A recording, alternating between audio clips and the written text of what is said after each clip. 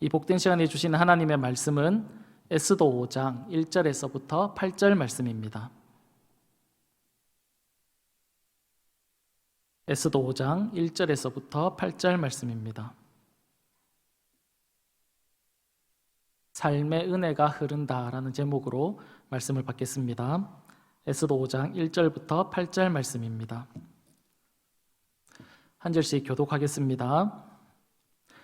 제3일에 에스더가 왕후의 예복을 입고 왕국 안 뜰 곧 어전 맞은편에 서니 왕이 어전에서 전문을 대하여 왕자에 앉았다가 왕후 에스더가 뜰에 선 것을 보고 매우 사랑스러움으로 손에 잡았던 금규를 그에게 내미니 에스더가 가까이 가서 금규 끝을 만진지라. 왕이 이르되 왕후 에스더여 그대의 소원이 무엇이며 요구가 무엇이냐 나라의 절반이라도 그대에게 주겠노라 하니 에스더가 이르되 오늘 내가 왕을 위하여 잔치를 베풀어 싸우니 왕이 좋게 여기시거든 하만과 함께 오소서 하니 왕이 이르되 에스더가 말한 대로 하도록 하만을 급히 부르라 하고 이에 왕이 하만과 함께 에스더가 베푼 잔치에 가니라. 잔치의 술을 마실 때에 왕이 에스더에게 이르되 그대의 소청이 무엇이뇨 곧 허락하겠노라. 그대의 요구가 무엇이뇨 나라의 절반이라도 시행하겠노라 하니 에스더가 대답하여 이르되 나의 소청 나의 요구가 이러하니이다. 내가 만일 왕의 목전에서 은혜를 입었고 왕이 내 소청을 허락하시면 내 요구를 시행하시기를 좋게 여기시면 내가 왕과 하만을 위하여 베푸는 잔치에 또 오소서. 내일은 왕의 말씀대로 하리이다 하니라. 아멘.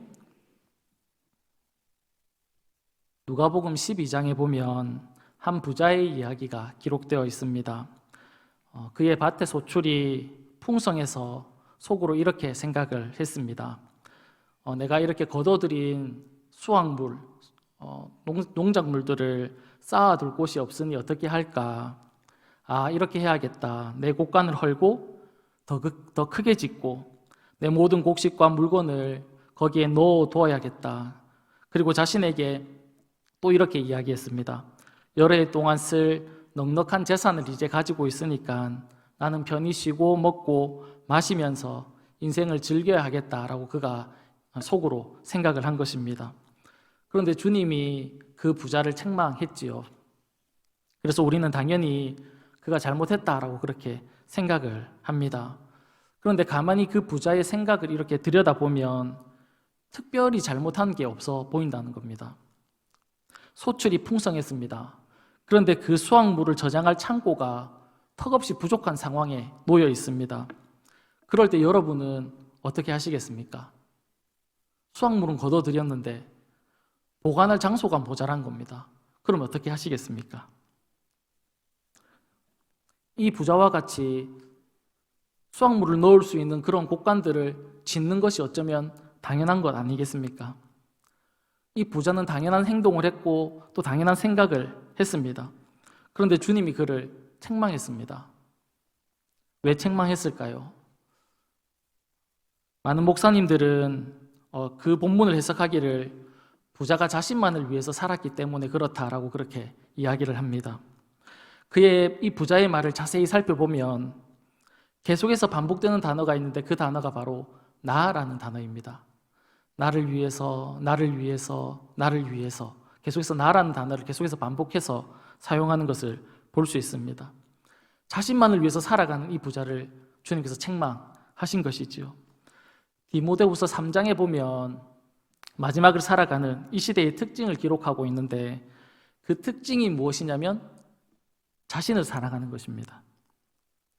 자신을 사랑하는 것 너무 중요하죠. 그리고 자신을 사랑하는 것이 필요합니다. 자신을 사랑하는 것은 건강한 정신에서 나오는 거기 때문에 우리는 자신을 사랑하라고 이야기하기도 하고 그렇게 가르치기도 합니다. 그런데 여기서 자신을 사랑한다라는 말은 그런 의미와는 조금 다른 의미입니다. 어떤 의미냐면 자신만 사랑하는 겁니다. 다른 사람은 중요하지 않습니다. 자신만 중요합니다. 자신만 사랑한다라는 것이지요. 자신을 사랑해서 다른 사람들은 이렇게 돌아보지 않고 중요시 여기지 않는다라는 것입니다. 말세에 두드러지는 특징이 무엇이냐면 자신만 사랑하는 그것이 특징이다라고 그렇게 말씀하고 있습니다. 자기 자신을 얼마나 사랑하냐면 하나님보다 자기 자신을 더 사랑한다라고 그렇게 말씀하고 있습니다. 이것이 말세의 특징이지요. 마치 부자가 자신만을 생각했던 것처럼 마지막 시대는 자신만을 위해서 살고 자신만을 생각하면서 산다라는 것입니다. 그런데 오늘 본문에 보면 이 마지막 시대의 모습과는 다른 모습으로 살아가는 인물이 등장합니다. 그 사람의 이름이 에스더라는 여인입니다. 오늘 본문에서 이 여인의 모습을 이제 말씀을 통해서 나누려고 하는데 두 가지를 나누겠습니다. 그 첫 번째 내용이 무엇이냐면 은혜를 깨닫는 것이 중요하다라는 것입니다. 첫 번째로 나눈 내용이 은혜를 깨닫는 것이 우리에게 너무 중요하다라는 것입니다. 그가 오늘 본문에 보면 에스더가 왕이 있는 안뜰로 이렇게 나아가는 것을 우리가 볼 수 있습니다. 우리가 잘 알고 있다시피 페르시아 시대에 나라의 법도가 있었는데 어떤 법도가 있었냐면 왕이 부르지 않았는데 이제 사람이 누구든지 그 왕 앞에 이렇게 나아가게 되면 죽을 수 있었다라는 것입니다.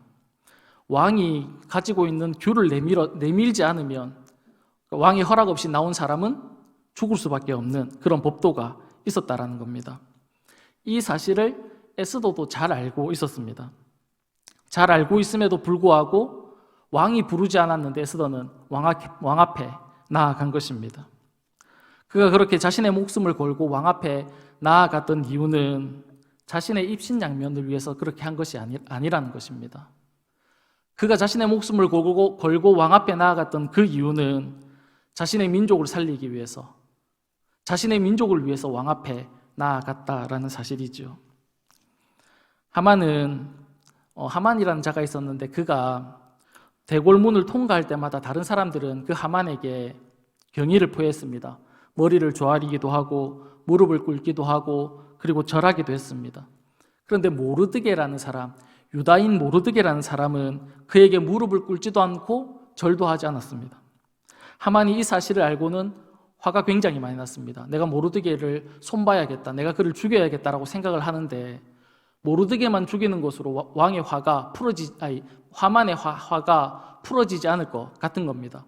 그래서 하만이 어떻게 결정 내리냐면 저 모르드게의 종족, 백성, 유다 사람들을 내가 다 죽여버리겠다라고 그가 생각하고 계획하고 그것을 실행하고 왕의 허락도 받은 것입니다.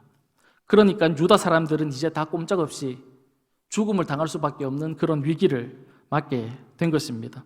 그래서 왕후 에스더가 왕 앞에 죽음을 무릅쓰고 앞으로 나아간 것입니다. 그 결과가 어떻게 되었습니까? 본문에서 1, 2절을 보면 이렇게 말씀하고 있습니다. 제3일에 에스더가 왕후의 예복을 입고 왕국 안뜰 곧 어전 맞은편에 서니 왕이 어전에서 전문을 대하여 왕자 앞에 앉았다가 왕후 에스더가 뜰에 선 것을 본즉 매우 사랑스러움으로 손에 잡았던 금규를 그에게 내미니 에스더가 가까이 가서 금규 끝을 만지니라. 왕이 에스더를 볼 때 어떻게 보았다라고 그렇게 말씀하고 있습니까? 매우 사랑스럽게 보았다 그렇게 말씀하고 있습니다. 이 말을 다른 말로 표현하자면 에스더가 왕으로부터 은혜를 입은 겁니다. 참 은혜롭게 이렇게 마음을 넓게 해서 호의롭게 그를 보았다 그렇게 말씀하고 있는 것이죠. 그런데 오늘 말씀드리고 싶은 것은 무엇이냐면 에스더라는 이 여인이 처음부터 자신의 백성이 죽임을 당할 위기를 맞았다라는 것을 알고 그 소식을 듣고 내가 우리의 민족을 구해야지 라고 생각을 하지 않았다라는 겁니다. 자신의 백성이 위기를 당했다라는 말을 듣고 내가 이 백성을 구해야겠다라는 생각을 가지고 있지 않았다라는 것입니다. 내가 왕 앞에 나아가면 왕이 나를 당연히 사랑스럽게 봐서 규를 내밀어서 내가 살 수 있다라는 그런 확신을 가지고 왕 앞에 나아간 것이 아니라는 것입니다. 오히려 반대로 에스더는 왕의 허락 없이 왕 앞에 나가면 내가 죽임을 당할까 봐 두려워해서 왕 앞에 나갈 마음이 전혀 없었던 여인입니다. 자신의 민족을 구할 생각도 없었고 왕 앞에 나아갈 생각도 전혀 없었던 사람이 이 에스더라는 사람입니다. 어떻게 알 수 있냐면 모르드게가 자신의 민족의 위기를 에스더에게 알려줬습니다.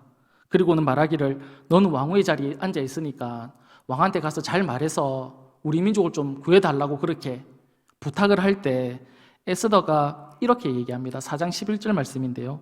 이렇게 얘기합니다. 왕의 신하들과 왕의 각 지방 백성이 다 알거니와 남녀를 막론하고 부름을 받지 아니하고 안뜰에 들어가서 왕에게 나가면 오직 죽이는 법이요 왕이 그자에게 금규를 내밀어야 살 것이라. 이제 내가 부름을 입어 왕에게 나가지 못한 지가 이미 30일이라 하라 하니라. 이 말을 한마디로 얘기하면 모르드게의 부탁을 에스더가 어떻게 말을 하고 있냐면 왕의 허락 없이 왕 앞에 나가면 죽게 됩니다. 그렇기 때문에 저는 못 나가겠습니다. 제 상황상 지금 나갈 수 있는 상황이 아닙니다. 못 나갑니다. 그렇게 대답을 하고 있다라는 겁니다. 그런데 에스더의 마음이 갑자기 바뀌었습니다. 생각의 변화가 일어나서 왕 앞에 나아갔습니다. 오늘 본문에 보면 왕 앞에 나아가지 않습니까? 왕 앞에 나아간 것입니다. 에스더의 마음 가운데, 에스더의 생각 가운데 무엇이 그의 마음을 바꾸어 놓았느냐 하는 것입니다.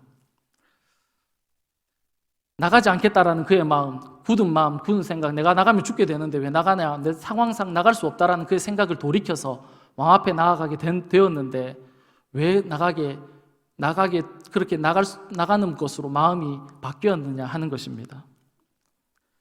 다니엘과 세 친구가 바벨론의 포로로 잡혀갔을 때 바벨론 왕이 잡혀온 사람들 중에서 똘똘한 사람들을 선택해서 교육할 것을 지시했습니다. 다니엘과 세 친구가 거기에 뽑힌 것이지요.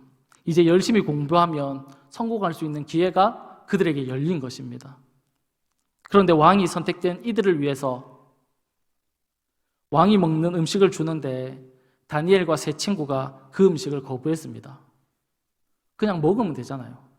먹으면 성공의 길이 열리고 그냥 열심히 공부하면 성공의 길이 열리는데 왕이 주는 음식을 다니엘과 세 친구가 거절한 것입니다. 그리고 뜻을 정하는데 어떤 뜻이냐면 왕이 주는 음식은 우리가 안 먹겠다라는 그런 뜻을 그들이 그곳에서 정한 것입니다. 이 사실을 왕이 알면 다니엘과 세 친구는 죽임을 당하는 그런 상황 가운데 놓여 있는 것이지요. 이것을 그들이 알면서도 그들은 뜻을 그렇게 정한 것입니다. 어떻게 그들은 이런 뜻을 정할 수 있었을까요? 자신들이 바벨론의 포로로 끌려와서 이런 특별한 대우를 받을 수 있었던 것, 성공의 길이 열릴 수 있었던 것, 선별되어서 내가 이제 공부를 해서 성공의 자리에 이를 수 있도록 내가 이 자리에 있는 것, 그것이 하나님의 은혜라는 것을 그들이 알았기 때문에 그들은 왕의 음식을 거절할 수 있었던 것입니다. 다니엘서 1장 3절에 보면 포로 중에서 잡혀온 자들을 선별하는 기준을 이렇게 설명하고 있습니다. 일단 흠이 없어야 합니다. 그리고 용모가 아름다워야 합니다. 모든 지혜를 통찰해야 합니다. 지식에 통달해야 합니다. 학문에 익숙한 사람을 선정한 겁니다. 그런데 거기에 다니엘과 세 친구가 뽑힌 거죠. 이 사실을 그들이 가만 생각해 볼 때 자신들이 그렇게 뽑힐 수 있었던 것은 자신의 어떤 실력이나 자신이 가지고 있던 어떤 재능이 아니라 하나님의 은혜구나라는 것을 그들이 알았던 겁니다. 하나님이 나에게 이곳에 세워주셨구나, 하나님이 나에게 이렇게 길을 열어주셨구나 라는 것을 알고 나니까 하나님의 말씀에 반하는 것을, 하나님 말씀에 거절하는 것을 할 수 없는 겁니다. 그래서 그곳에서 하나님의 뜻을 정하는 겁니다. 죽음이 온다 할지라도, 내가 성공의 길이 막힌다 할지라도, 내가 하나님의 은혜, 나에게 베푸신 하나님의 뜻을 깨닫고 하나님께서 나에게 어떤 은혜를 베풀어 주셨는지를 알고 나니까 그곳에서 뜻을 정하게 된 것입니다. 에스더도 마찬가지입니다. 자신의 생명을 잃을까 봐 왕에게 못 나간 것이죠. 그런데 지금 왕후의 자리에 앉아 있는 것이 이때를 위함이 너희가 지금 왕후의 자리에 앉아 있는 것이 이때를 위함이 아닌지 누가 알겠느냐라는 모르드게의 그 말에 에스더의 마음이 180도 바뀌는 것입니다. 너가 지금 그 자리에 앉아 있는 것, 왕후가 된 것, 그거 하나님 해주신 거 아니냐? 하나님의 뜻으로 너가 그곳에 앉아 있는 것 아니냐라는 그 말에 이 에스더의 마음이 180도 바뀌는 것이지요. 에스더의 마음 가운데 그 얘기를 듣는 순간 하나님 나를 이 자리에 앉히셨구나. 내 실력으로, 내 미모로 내가 왕후의 자리에 앉은 것이 아니구나. 하나님이 나를 이 자리에 세워주셨구나 라는 것을 알게 되자 죽을까 봐 왕 앞에 나아가지 못하던 그의 마음을 바꾸어 놓은 것입니다. 내가 주를 위해서라도, 내가 주님을 위해서, 내가 내 민족을 위해서 내가 주님 앞에 왕 앞에 나아가야지라고 그의 마음이 바뀐 것이지요. 에스더 1장부터 보면 왕이 자신의 아내 왕후의 아름다움을 자랑하기 위해서 잔치자리에 초대하지요. 그런데 왕후가 거절합니다. 결국 왕후였던 와스디가 폐위되게 됩니다. 그리고 새로운 왕후를 선정하는데 얼마나 많은 사람들이 모여왔겠습니까? 그런데 특별히 사랑받는 자가 있었는데 그 사람이 누구냐면 에스더라고 소개를 하고 있습니다. 왕후 선정부터 시작해서 왕후가 될 때까지 에스더는 여러 사람으로부터 사랑을 받습니다. 여러 사람의 관심을 받습니다. 집중을 받는다는 겁니다. 그가 이뻐서 그렇겠죠. 그러나 이쁜 사람이 에스더뿐이겠습니까? 그런데 에스더가 특별하게 사랑과 관심을 받았던 이유가 무엇이냐면 하나님의 특별한 은혜다라는 것을 이 에스더가 깨닫게 된 것입니다. 그래서 에스더는 죽음을 무릅쓰고 오늘 본문에 보면 왕 앞에 나아가는 그런 모습을 우리가 볼 수 있는 것입니다. 사랑하는 여러분, 우린 다니엘처럼 에스더처럼 주님을 위해서 어떤 결단을 하지 못하는 이유는 무엇일까요? 내가 여기까지 온 것이 하나님의 은혜였다라는 확실한 결론이 있지 않기 때문에 그렇습니다. 내가 여기까지 온 것이, 내가 지금까지 살아온 것이 하나님의 은혜다라는 그런 확신이 우리의 마음 가운데 없기 때문에 그렇다는 것이지요. 그래서 우리는 하나님 앞에서 자꾸 주저주저 하는 것입니다. 나를 죽이고 나를 살리는 분이 하나님이라는 확신, 나를 인도하는 분이 하나님이라는 확신, 내가 여기까지 살아올 수 있었다라는 것이 하나님의 인도하심이라는 확신이 있을 때 우리는 하나님을 위해서 결단할 수 있는 것입니다. 우리의 목숨도 하나님 앞에 드릴 수 있고 주를 위해서 살아갈 수 있다라는 것이지요. 지금까지 은혜로 지내왔다는 것은 지금까지 은혜로 지내왔다라는 것을 깨달은 에스더는 하나님 앞 자신의 삶을 결단하는 겁니다. 내가 죽으면 죽겠다. 그리고는 왕 앞에 나아가는 것을 우리가 볼 수 있습니다. 이런 에스더의 삶에 늘 하나님의 은혜가 있었습니다. 앞에서 설명한 것처럼 왕으로 선정될 때부터 왕으로가 된 것까지, 그리고 오늘 본문에서도, 그리고 그 이후에서도 에스더의 삶에는 계속해서 하나님의 은혜가 흐르고 있는 것을 볼 수 있습니다. 왕 앞에 나아갔습니다. 모르드게 왕이 에스더를 어떻게 보았습니까? 사랑스럽게 보았습니다. 다른 말로 은혜를 잊게 된 것이지요. 에스더의 지나온 삶도, 지금의 삶도, 앞으로의 삶도 하나님의 은혜로 인도하고 있는 것을 우리가 에스더서를 통해서 볼 수 있다는 것이지요. 사랑하는 여러분, 에스더뿐만 아닙니다. 우리의 삶도 마찬가지입니다. 하나님은 우리를 하나님의 그 은혜로 인도하신다라는 사실입니다. 그런데 문제는 우리가 그 사실을 모른다라는 겁니다. 우리의 삶을 하나님의 은혜로 인도해 오고 있지만 문제는 우리가 그것을 깨닫지 못하고 알지 못한다라는 것이 진짜 문제인 것이죠. 은혜를 은혜로 보지 못하는 우리가 문제라는 것입니다. 사랑하는 여러분, 우리 삶에 하나님이 함께 하시고 인도하시고 우리와 함께 하시고 우리를 은혜로 인도하시는 그 하나님을 우리의 삶을 되돌아보면서 지금까지 우리를 인도하신 분이 하나님이라는 그 확신이 우리 모두에게 있기를 간절히 축복합니다. 한 가지를 더 생각해 보면 오늘 제목처럼 삶의 은혜가 흐른다라는 것입니다. 에스더가 왕 앞에 나아갔을 때 왕은 그를 너무 사랑스럽게 보았습니다. 은혜를 베풀어 주셔서 그 가지고 있던 귤을 내밀어 준 것이지요. 그 내밀어 줌으로 말미암아 에스더는 살 수 있게 된 것입니다. 은혜이지요.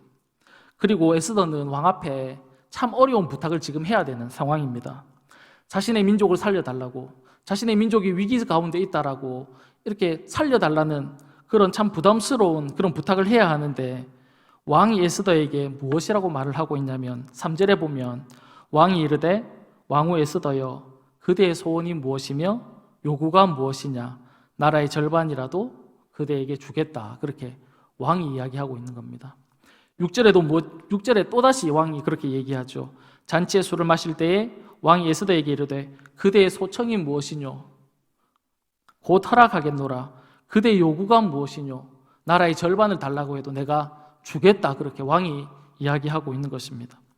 왕이 에스더에게 먼저 이야기를 합니다. 너의 필요가 무엇이냐고. 에스더가 왕 앞에 지금 도움을 요청해야 되는, 참 부담스러운 요구를 해야 되는, 부탁을 해야 되는 그런 상황 가운데 있는데 왕이 먼저 에스더에게 너의 필요가 무엇인지 얘기해라라고 그렇게 이야기를 하고 있는 것입니다.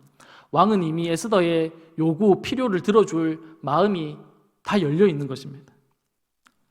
에스더를 향해서 그의 마음이 다 열려 있는 것을 우리가 볼 수 있습니다. 누가 왕의 이 마음의 문을 이렇게 열어 놓은 것입니까? 하나님이 그렇게 열어 놓으신 것이지요. 에스더의 삶에 계속해서 하나님의 은혜, 하나님의 도움이 흘러가고 있는 것을 우리가 볼 수 있습니다.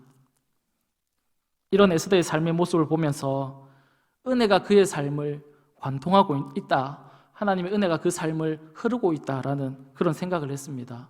그래서 오늘 본문 제목을 삶의 은혜가 흐른다라고 그렇게 정했는데, 가만히 우리가 생각해 보면 에스더뿐만 아니라 우리 모두에게도 하나님의 은혜가 흐르고 있다는 사실입니다.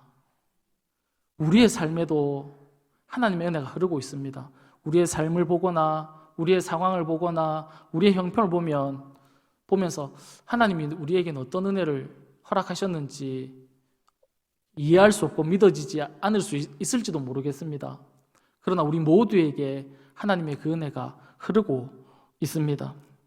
에스더처럼 모든 사람이 다 사랑하고 다 좋아하는 그런 것이 아니라고 할지라도 우리 모두에게, 한 사람 한 사람에게 예외 없이 모두에게 동일하게 흐르는 하나님의 은혜가 있다는 사실입니다. 그것이 어떤 은혜입니까? 여러 가지가 있을 겁니다. 그런데 오늘 여러분들에게 말씀드리고 싶은 은혜가 무엇이냐면 용서받을 수 있는 은혜가 우리 모두에게 허락되어 있다는 사실입니다.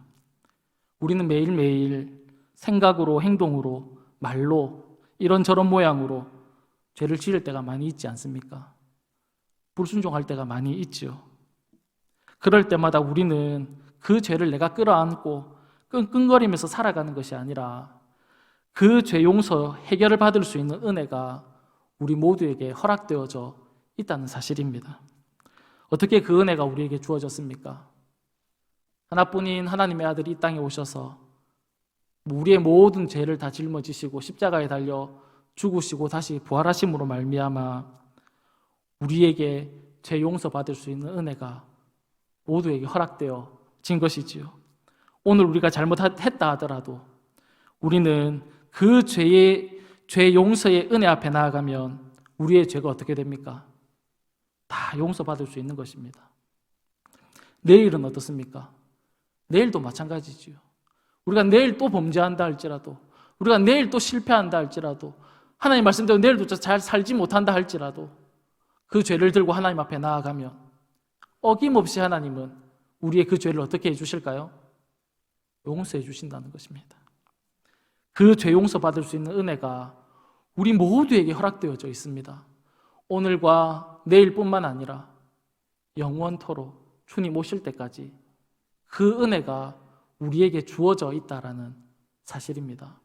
우리의 삶에 그 은혜의 강물이, 물줄기가 우리의 삶을 가운데 이렇게 흘러가고 있다는 것이지요. 제가 어렸을 때 살던 집 앞에 보면 크지 않는 강이 이렇게 흐르고 있었습니다. 어릴 때 그곳을 이렇게 강을 이렇게 보면 이 동네 주민들이 워낙 쓰레기를 많이 버려가지고 이 강이 이렇게 깨끗하지 않을 때가 많이 있었습니다. 여기저기 쓰레기가 떨어져 있었습니다. 그런데 태풍이 한번 오거나 아니면 큰 비가 이렇게 와서 물이 점점 불러서 강둑까지 올라와서 이렇게 세차게 물이 팍 흘러가고 난 다음에 보면 언제 그랬냐는 듯이 쓰레기가 다 사라지고 깨끗한 강이 다시 흘렀습니다. 이런 기억이 있습니다. 이처럼 우리 죄로 인해서 더러웠던 우리 마음에 주님의 용서의 강이 우리를 덮고 지나가면, 우리를 흘러가면 어떻게 됩니까? 우리가 깨끗하게 용서함을 받는 줄 믿습니다. 이 은혜가 오늘도 내일도 며칠 동안만 주어진 것이 아니라 주님 오실 때까지 우리에게 허락되어져 있다라는 사실입니다. 사랑하는 여러분, 주님이 우리를 사랑하시는 줄 믿습니다. 주님이 우리를 용서하기를 간절히 원하고 계신다라는 것을 우리 믿습니다. 우리의 삶에 하나님의 은혜가 흐르고 있다라는 것을 믿을 수 있는 저와 여러분이 다 될 수 있기를 간절히 축복합니다. 그래서 늘 하나님 앞에 더 감사하면서, 이 은혜 주신 하나님 앞에 감사하며 살아갈 수 있는 저와 여러분이 다 될 수 있기를 간절히 바랍니다. 다 같이 기도하겠습니다. 살아계신 하나님 아버지, 감사합니다. 지금까지 지나온 삶을 되돌아볼 때마다 하나님의 은혜였음을 알게 하시고, 지금 살아가는 순간도 하나님의 은혜이고 앞으로도 하나님의 은혜로 살아갈 것을 날마다 믿음으로 고백하며 살아가는 저희들의 삶이 다 되게 하여 주옵소서. 눈에 보이는 은혜, 손에 잡히는 은혜가 없는 것처럼 살아온 인생이라 할지라도 주님이 눈동자와 같이 지켜보고 계시다는 사실을 우리의 삶에서 의심하지 않고 나와 함께 하시는 그 주님을 신뢰할 수 있는 믿음으로 이 땅을 살아갈 수 있도록 도와 주옵소서. 우리의 허물과 죄를 십자가에 못 박아 소멸하신 주님, 감사합니다. 우리의 허물과 잘못을 언제든지 용서받을 수 있도록 용서하는 은혜의 강물이 흐르게 하심을 감사합니다. 주님이 허락하신 그 용서의 강물이 우리의 죄와 허물을 날마다 씻기기를 원합니다. 정결하고 깨끗한 삶을 살아갈 수 있도록 도와 주옵소서. 이 귀한 은혜를 허락하심에 감사드리며 살아계신 예수님의 이름으로 기도드립니다. 아멘.